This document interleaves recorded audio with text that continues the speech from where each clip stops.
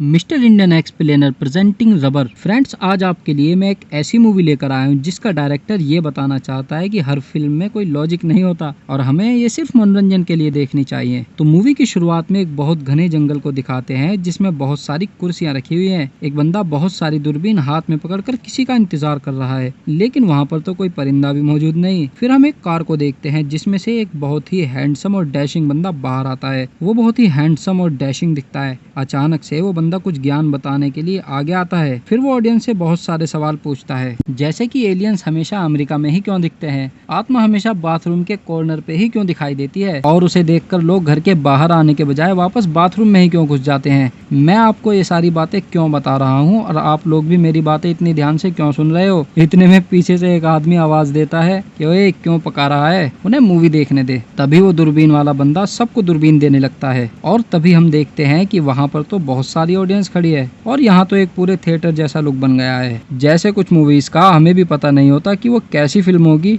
ऐसे ही इस फिल्म के लिए भी ऑडियंस के अंदर खलबली मची हुई है कि क्या कंटेंट होगा। अब सारी ऑडियंस दूरबीन के जरिए मूवी को देखने लगते हैं। तभी रबर नाम का टाइटल दिखाकर मूवी शुरू होती है। मूवी की स्टार्टिंग में एक कचरे का ढेर दिखाया जाता है जहाँ पर बहुत सारी गंदगी फैली हुई है और उसी के बीच हमारा हीरो रबर भी रेत में दबा हुआ पड़ा होता है। वो धीरे धीरे अपने ऊपर से मिट्टी को हटाता है और फिर डगमगाता हुआ थोड़ा आगे बढ़ता है। थोड़ी दूर जाने के बाद उसे पता चलता है कि वो तो कहीं खो गया है, लेकिन फिर भी हार न मानते हुए वो आगे बढ़ता हुआ दिखाई देता है। थोड़ा आगे जाने के बाद उसे एक बोतल पड़ी हुई दिखाई देती है और एक अजीब सी हंसी के साथ वो उसे कुचल देता है। उसी समय वहाँ पर एक बिच्छू भी दिखाई देता है और वो उसे भी कुचल देता है। अब आगे बढ़ते ही उसे एक बियर की बोतल दिखाई देती है जिसे वो आसानी से कुचल नहीं पाता और ये बोतल उसे बहुत ज्यादा गुस्सा दिलाने लगती है। वो गुस्से से बहुत ज्यादा वाइब्रेट होने लगता है। वो जितना ज्यादा वाइब्रेट होता है उतनी ही जोर से वो बोतल टूट जाती है और उसके पीछे एक अजीब सी साइको धुन भी सुनाई देती है जो ये बताती है कि हमारा हीरो रबर अब कितना मजा ले रहा है। ऑडियंस जब ये देखती है तो उनका दिमाग खराब हो जाता है। वो सोचने लगते हैं कि एक टायर खून कैसे कर सकता है। वो आपस में बातें करने लगते हैं कि शायद इसके अंदर कोई बुरी आत्मा घुस गई है, जिससे कि बाकी ऑडियंस डिस्टर्ब होने लगती है और दो औरतें उनसे बोलती हैं कि क्या तुम चुप नहीं रह सकते, अगर तुम्हें मूवी नहीं देखनी है तो दूर जाकर धीरे धीरे बात करो। इसके बाद हमारा हीरो खुशी खुशी आगे बढ़ता हुआ दिखाई देता है। इसी बीच वो दूरबीन वाला बंदा साइकिल पर आता हुआ नजर आता है। जब वो नजर घुमाता है तो सारी ऑडियंस सोई हुई दिखाई देती है। वो सबको जल्दी जल्दी जगाता है कि अबे मूवी कौन देखेगा।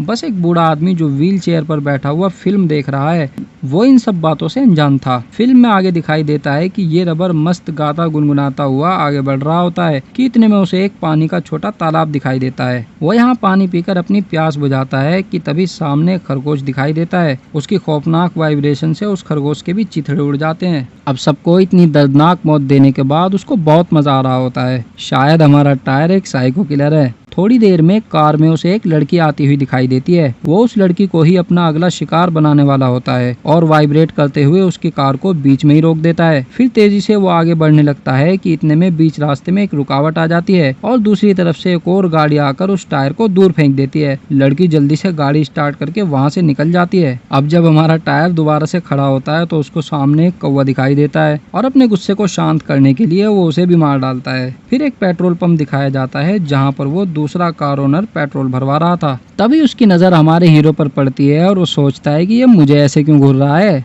और तभी उसका सर फट जाता है। और इस कहानी का ये पहला ट्विस्ट है जहाँ पर एक इंसान की मौत इतने दर्दनाक तरीके से होती है। अब सारी ऑडियंस में तहलका मच जाता है और हमारा हीरो फिर से गाता गुनगुनाता हुआ आगे बढ़ने लगता है। इस घटना के तुरंत बाद वहाँ पर पुलिस भी आ रही होती है, लेकिन हमारे हीरो को तो कोई चिंता ही नहीं। वो मस्त आगे बढ़ रहा होता है। अब सामने उसे एक घर दिखाई देता है जो कि हाईवे पर बना हुआ था। हमारा हीरो उस घर के अंदर घुस जाता है और उसे सामने एक लड़की नहाते हुए दिखाई देती है। तभी ऑडियंस में से एक आदमी बच्चे की दूरबीन छीन लेता है और कहता है कि ये बच्चों के देखने की चीज नहीं। अब बच्चा जवाब देता है कि जब टायर देख सकता है तो मैं क्यों नहीं देख सकता। इतने में कुछ लोग मजाक उड़ाकर बोलते हैं कि लड़कियां कम अकल होती हैं। ये सुनकर फिर से वो दो औरतें भड़क जाती हैं और कहती हैं कि तुम्हारी ऐसी नीच सोच सोचने की हिम्मत कैसे हुई। इस पर वो सॉरी बोलते हैं और कहते हैं कि वो फिल्म की हीरोइन की बात कर रहे थे और उन्हीं पर कमेंट कर रहे थे।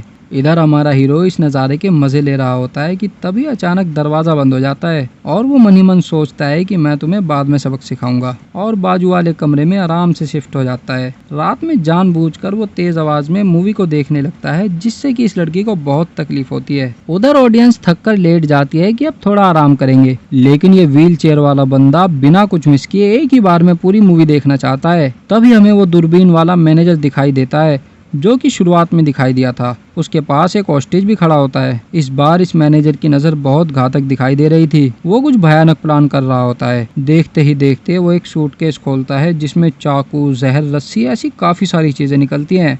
वो उन सारी चीजों से उस हॉस्टेज को मारकर उसकी बिरयानी बनाकर उन सबको सर्व करता है। वहाँ ऑडियंस 3 दिनों से भूखी थी, इसलिए वो खाना देखकर बहुत बुरी तरीके से उस पर टूट पड़ती है। वो सब जल्दी जल्दी खाना खाते हैं, लेकिन कुछ समय बाद उनके पेट में दर्द होने लगता है और सब बेहोश हो जाते हैं। शायद उस खाने में कुछ मिलावट थी। सिर्फ वो व्हील चेयर वाला आदमी सही सलामत दिखाई देता है, क्योंकि वो फिल्म में इतना इन्वॉल्व था कि उसने खाने के बारे में सोचा ही नहीं। उधर जब एक हाउसकीपर रूम क्लीन कर रही होती है तो पूरा रूम बिखरा पड़ा होता है। चारों ओर टायर के निशान थे। जब वो बाथरूम खोलती है तो हमारा हीरो नहा रहा होता है। हाउसकीपर को लगता है कि शायद किसी कस्टमर ने इसको यहाँ रख दिया होगा और गुस्से में उसे वो बाहर रोड पर फेंक देती है, और यहाँ पर तो हमारे टायर की बहुत बेइज्जती हो गई। अब हमारे हीरो को बहुत गुस्सा आता है। वो उठकर वापस हाउस के अंदर जाता है और जोर से दरवाजा बंद कर देता है। एक छोटा लड़का वहाँ पर खड़े होकर ये सब देख रहा होता है और वो जल्दी से उस जगह के मालिक को बताने की कोशिश करता है, लेकिन वहाँ का ओनर तो किसी और ही मूड में होता है। वो बोलता है कि अबे सुबह सुबह भांग पी लिया क्या, चल भाग यहाँ से।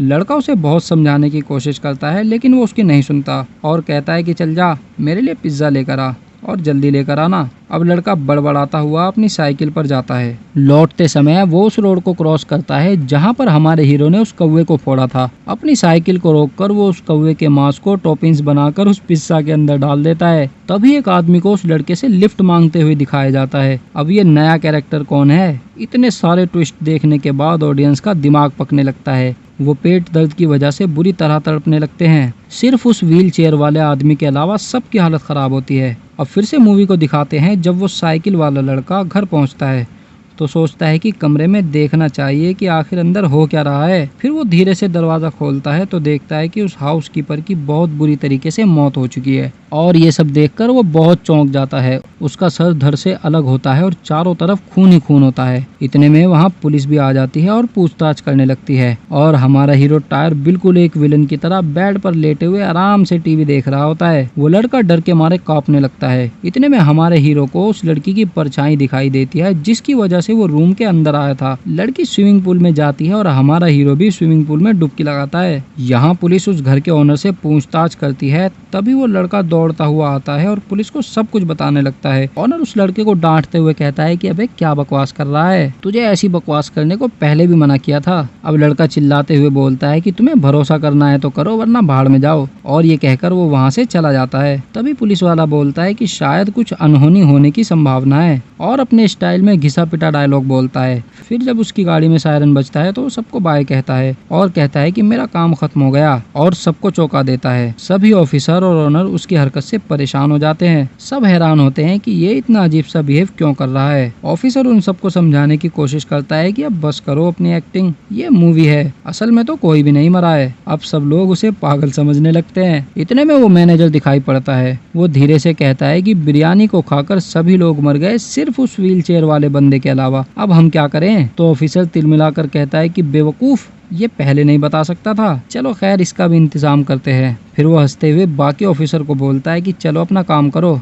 मैं तो मजाक कर रहा था। फिर वो बैठकर सोचने लगता है कि आगे क्या करें। इतने में हमारा टायर पानी से बाहर आ जाता है और उस ओनर को भी बेरहमी से उड़ा देता है। ये देखकर वो ऑफिसर अपनी पॉकेट से स्क्रिप्ट निकालता है और देखता है कि ये पार्ट तो स्क्रिप्ट में है ही नहीं, तो क्या ये सारी हत्याएं इसी टायर ने की हैं? वो अपनी कुर्सी से जोर से उछलकर एक टायर के पास जाता है और टायर को दिखाकर कहता है कि हमारा हत्यारा ऐसा ही दिखता है। उधर हमारा टायर वापस तेजी से आने लगता है। वो एक टूटे हुए शीशे के सामने अपने आप को पहली बार देखकर बड़ा खुश होता है। उसने जितने भी खून किए हैं वो उन्हें याद कर करके बहुत खुश होता है। तभी पीछे से वो लड़का कहता है कि ये सब तुम्हारी ही हरकत है, तुम ही खूनी हो। टायर हंसते हुए आगे बढ़ता है और पुलिस उसके पीछे पीछे होती है। तभी वो टायर रुक जाता है और वो गुस्सा होने लगता है। जब वो वाइब्रेट होने लगता है तो सभी पुलिस ऑफिसर्स की धज्जियां उड़ जाती हैं। फिर हम मैनेजर को देखते हैं जो कि उस व्हील चेयर वाले आदमी के पास आता है और उसे बिरयानी खाने के लिए कहने लगता है। लेकिन इन जनाब को तो अभी पूरी पिक्चर देखनी थी।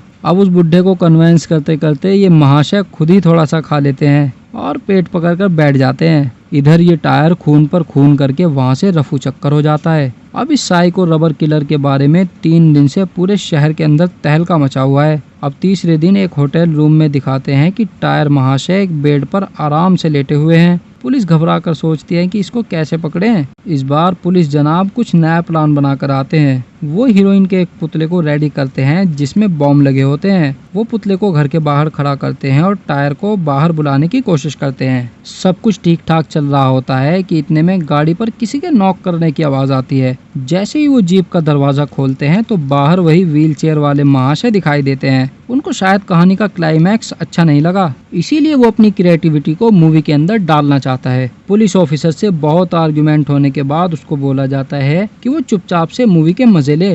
लड़की का पुतला ब्लास्ट होता है लेकिन हमारा टायर तो बिल्कुल सही सलामत है। बस अब और नहीं, इसका क्लाइमैक्स तो मैं ही करूँगा।